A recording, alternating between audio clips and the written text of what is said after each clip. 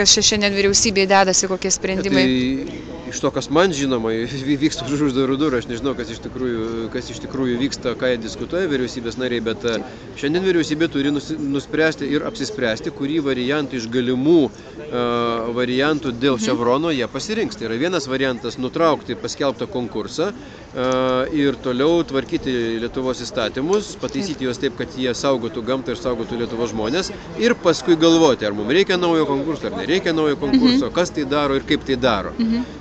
Kitas variantas, kad galimas dalykas vyriausybė pripažins, kad pripažįsta Chevrono konkurso nugalėtojų, tai yra išduoda jam leidimą ir paskui pasirašo su juo sutartį.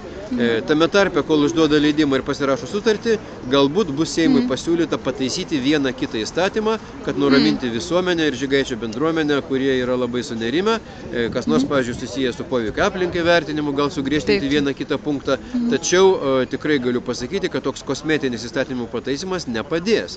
Ir jeigu šiandien vyriausybė pripažintų, kad Chevronas yra konkurso nugalėtojas, tai reiškia, jis būtų legitimuotas. O tai reiškia, jeigu mes vėliau pataisytume kokius nors įstatymus, jie Chevrono jau nebegaliotų. O jeigu mes bandytume priversti, kad galiotų, Chevronas gali pradėti bylinėtis ir prisiteisti iš Lietuvos nemažai pinigų.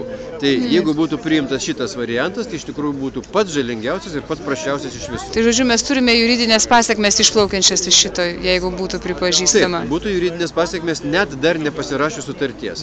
Jeigu nutrauktų dabar nepaskelbus nugalėtojo, taip nebūtų jokių pasekmių. Būtų tiesiog nutrauktas konkursas, vyriausybė galėtų remtis, pavyzdžiui, Seimo nuomonė ir dviejų komitetų nuomonė, kad skalūninių dujų žvalgyba ir gavyba yra dar Lietuvoje negalima, yra kenksminga, Lietuvos įstatymai neparengti ir tuo pamatu galėtų konkursą nutraukti. Tai faktiškai, jeigu jie pripažįsta, Chevronas jau galėtų paduoti mūsų į teismą.